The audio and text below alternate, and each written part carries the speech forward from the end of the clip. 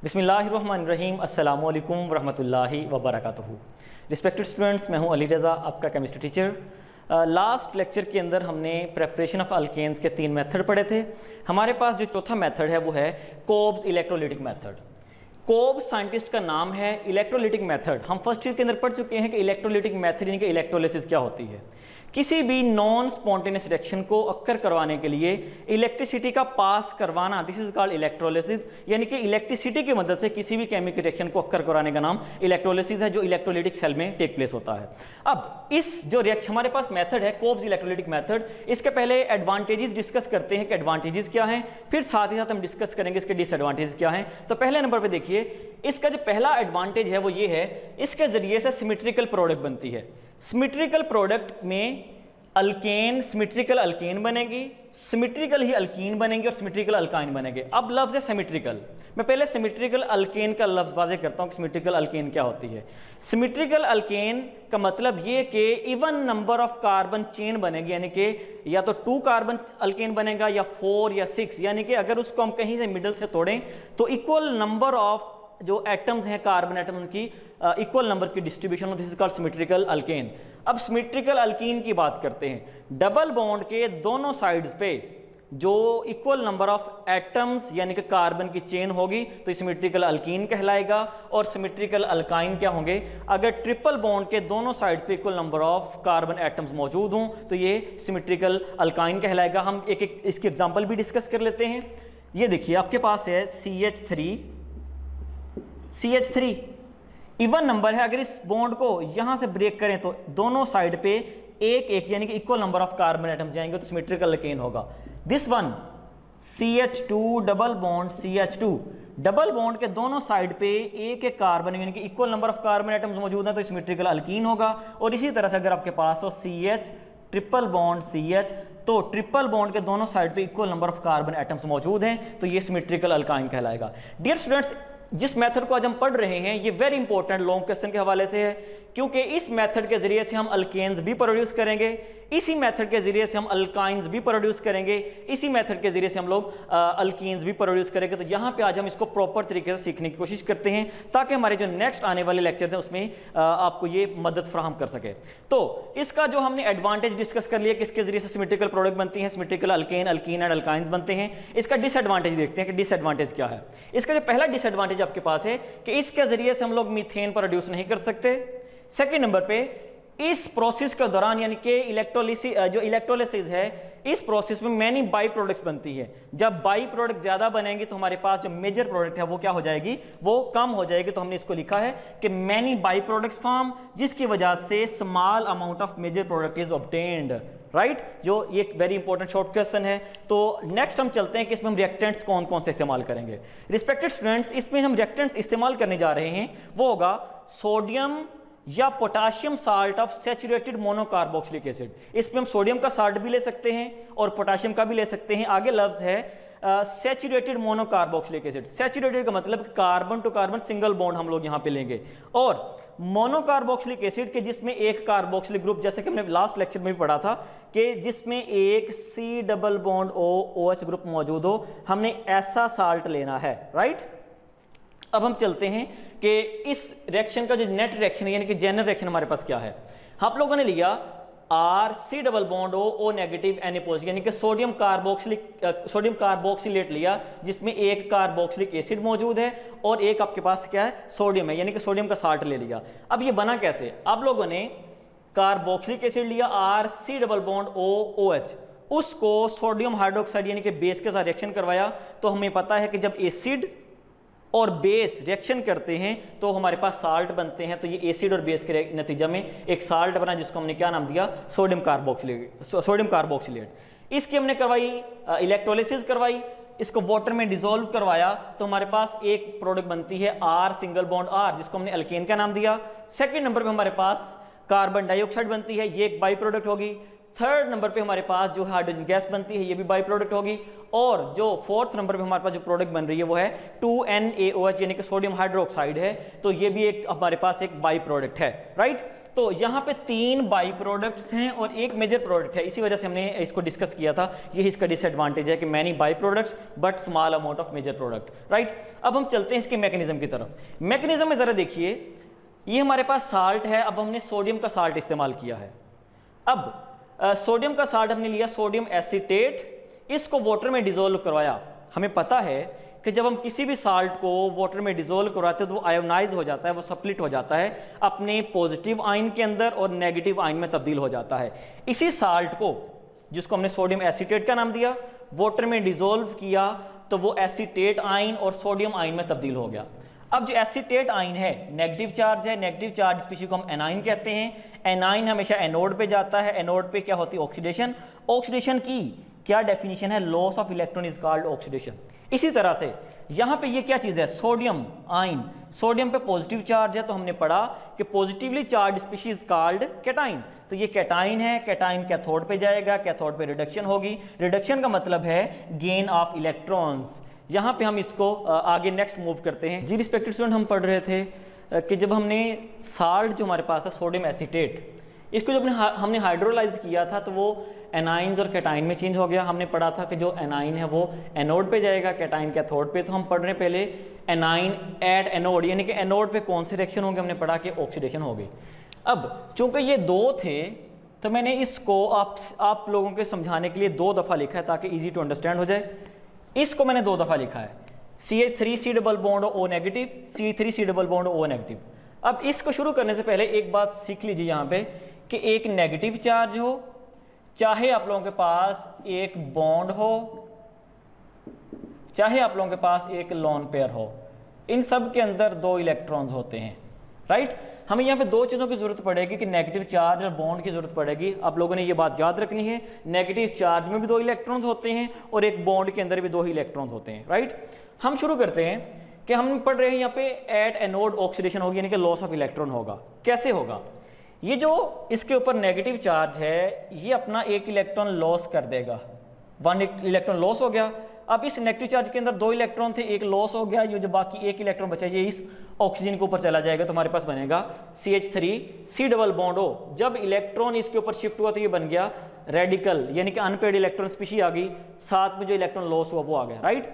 Same case जो हमारे पास second हमारे पास आयन था उसका भी एक इलेक्ट्रॉन लॉस हो जाएगा और जो एक इलेक्ट्रॉन बचा वो इस ऑक्सीजन के ऊपर चला जाएगा, तो ये भी बनेगा CH3C डबल बॉन्ड O और रेडिकल। जब इलेक्ट्रॉन इसके ऊपर एक शिफ्ट हुआ साथ में 1 इलेक्ट्रॉन जो रिलीज हो जाएगा। अब आपको की बुक में लिखा हुआ है 2 इलेक्ट्रॉन, वो यही वाले 2 इलेक्ट्रॉन है, 1 + 1 2 इलेक्ट्रॉन्स। होप सो कि आप लोगों को ये पहला स्टेप समझ आ गया होगा। अब यहाँ पे एक और बात मैं एडिशन करना चाहता हूँ कि ये जो हमने एरो लगाए हैं, ये वाला दिस वन, ये जो एरो है इसको कहते हैं फिश हुक एरो या हाफ कर्व्ड एरो कहते हैं, जो सिंगल इलेक्ट्रॉन की मूवमेंट को शो करता है। तो हमने यहाँ पे सिंगल इलेक्ट्रॉन की मूवमेंट को शो किया है, तो हम ये वाला एरो इस्तेमाल करेंगे जिसको फिश हुक एरो कहते हैं या हाफ कर्व्ड एरो कहेंगे। तो ये पहला हमारे पास स्टेप मुकम्मल हो गया, जिसमें हमारे पास 2 एसीटेट रेडिकल बन गए हैं। अब इनको मैंने दोबारा यहाँ पे 2 दफ़ा लिखा है, CH3C double bond O radical, CH3C double bond O radical.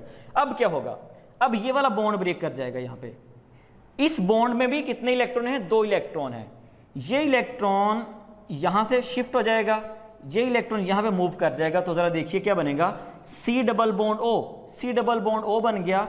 एक इलेक्ट्रॉन यहाँ से यहाँ पे आया, एक इलेक्ट्रॉन ये जो मौजूद था ये यहाँ पे आया, इन दोनों ने मिलकर एक और बॉन्ड बना दिया।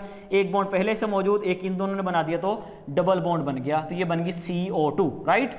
फिर जो एक इलेक्ट्रॉन बचा वो इस कार्बन के ऊपर शिफ्ट हो गया, तो ये बन गया CH3 रेडिकल के मिथाइल रेडिकल। सेम केस यहाँ पे ये वाला बॉन्ड ब्रेक करेगा, ये इलेक्ट्रॉन यहाँ पे मूव करेगा और ये वाला इलेक्ट्रॉन यहाँ पे मूव करेगा। तो हमारे पास फिर से क्या बन जाएगा, C double bond O, C single bond पहले से, एक इलेक्ट्रॉन यहाँ से आया और एक इलेक्ट्रॉन यहाँ से मूव कर गया, तो ये फिर से CO2 बन गए, राइट। फिर इस बॉन्ड का जो सेकंड इलेक्ट्रॉन है वो इस कार्बन के ऊपर शिफ्ट हो जाएगा या मूव कर जाएगा, तो ये हमारे पास बन जाएगा मिथाइल रेडिकल। ये 2 मिथाइल रेडिकल बन गए। तो बुक में जो 2CO2 लिखा हुआ है वो यही वाला 2CO2 है, जो एक CO2 ये, सेकंड वन ये, तो ये बन गए 2CO2, 2 कार्बन डाइऑक्साइड का मॉलिक्यूल। ये हमारे पास पहली बाई प्रोडक्ट बन चुकी है, राइट।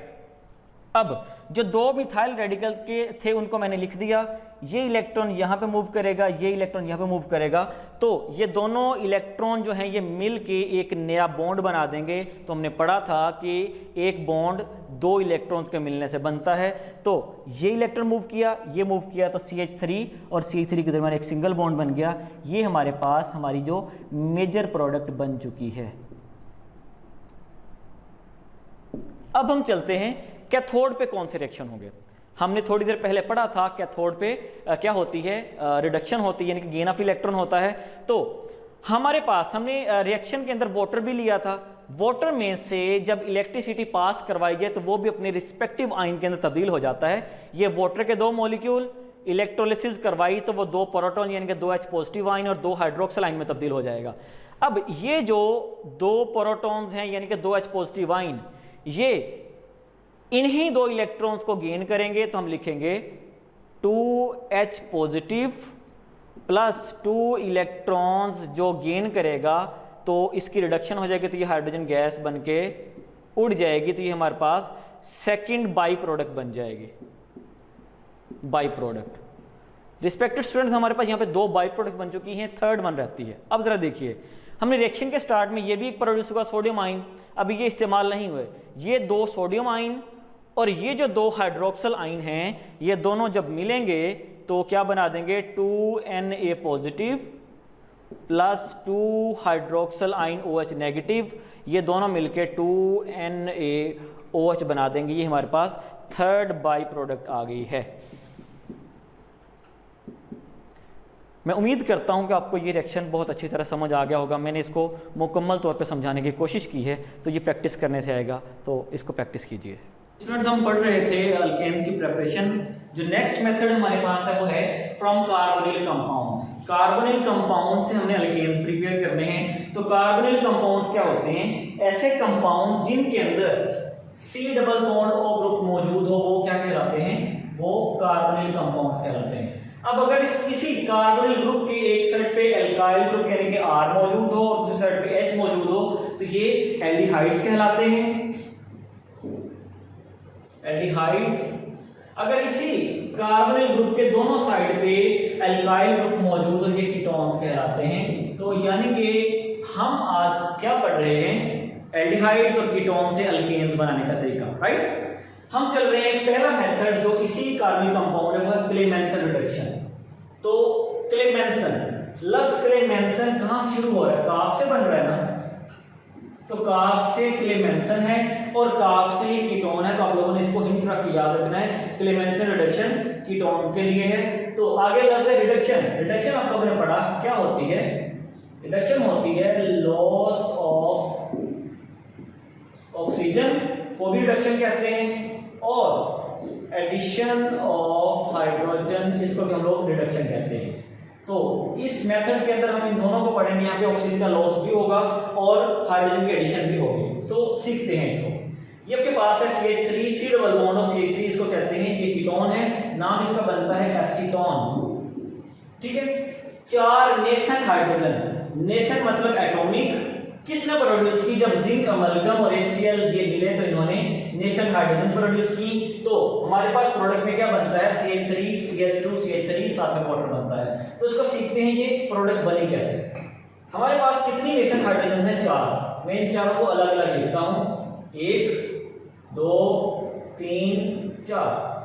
अब ये क्या बन रही है, H2O वाटर बन गया, बाकी जो 2 हाइड्रोजन बच गई वो इस कार्बन में ऐड हो जाएंगी। तो क्या बनेगा, CH3C, C के अंदर 2 हाइड्रोजन ऐड होंगे तो क्या बन गया, CH2, आगे फिर CH3 मौजूद है, तो ये आपके पास अल्केन बन गई, इसको नाम हम प्रोपेन कहेंगे, राइट। सेकंड नंबर पे हमारे पास जो मेथड है वो है वुल्फ किश्नर। काफ से कीटोन, काफ से क्लेमेंसन, जो बाकी बचेगा वो वुल्फ किश्नर होगा। और वुल्फ किश्नर किसके लिए है, एल्डिहाइड्स के लिए।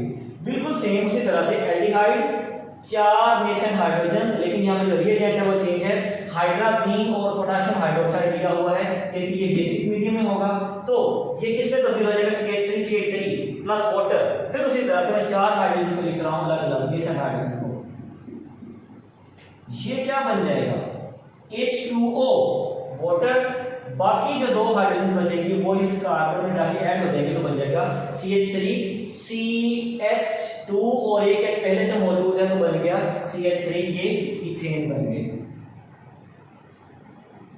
अब यहाँ पहला क्वेश्चन कि हम एल्डिहाइड्स को इस रीजन के साथ जब हमें प्रोड्यूसिनेशन करनी तो इस रीजन के साथ क्यों ट्रीट करते हैं? रीजन ये है कि जब एल्डिहाइड्स को एसिडिक मीडियम में ट्रीट किया जाता है तो ये डिकम्पोज हो जाते हैं, तो इस वजह से इस चीज से बचने के लिए बेहतर ये है कि इसको एसिडिक मीडियम में किया जाए एकीटोन्स को, और एल्डिहाइड्स को बेसिक मीडियम में ट्रीट किया जाए। अब आगे एक इंपॉर्टेंट शॉर्ट क्वेश्चन है, उसको पढ़ते हैं। What is the difference between Clemmensen and wolf-Kitchener reduction? Clemmensen और वुल्फ-किचनर रिडक्शन में फर्क पड़ रहे हैं। क्लेमेंसन रिडक्शन जो है इसमें हमारे पास कौन से रीजन इस्तेमाल होंगे? जिंक अमलगम होगा और HCl होगा। यहाँ पे क्या हाइड्राजीन इन की वजह यानी कि पोटेशियम हाइड्रोक्साइड के साथ ये एसिडिक मीडियम में हो रहा है, हमने लिख दिया एसिडिक मीडियम HCl, ये बेसिक मीडियम में होगा तो हमने लिख दिया की वजह पोटेशियम हाइड्रोक्साइड। ये जो क्लेमेंसन है ये कीटोन्स के लिए है, हमारे पास जो वुल्फ-किचनर है वो एल्डिहाइड्स के लिए है। यहाँ पे देखिए जो कार्बोनिल ग्रुप है C डबल बॉन्ड O वो CH2 यानी कि मिथिलीन ग्रुप में तब्दील हो रहा है। यहाँ पे देखिए ये कार्बोनिल ग्रुप था, ये किसमें तब्दील हुआ था? CH2 ग्रुप में, जिसको मिथिलीन कहते हैं। तो क्लेमेंसन में कार्बोनिल ग्रुप CH2 में तब्दील होगा, लेकिन जो वुल्फ-किचनर है उसमें जो C double bond O group है वो मिथाइल ग्रुप में तब्दील होगा। ये देखिए C double bond O group किसमें तब्दील हो गया था? आके मिथाइल में तब्दील होगा। तो इसके अंदर जो थर्ड डिफरेंस है, तो यहाँ पे हमारा टॉपिक मुकम्मल हो जाता है।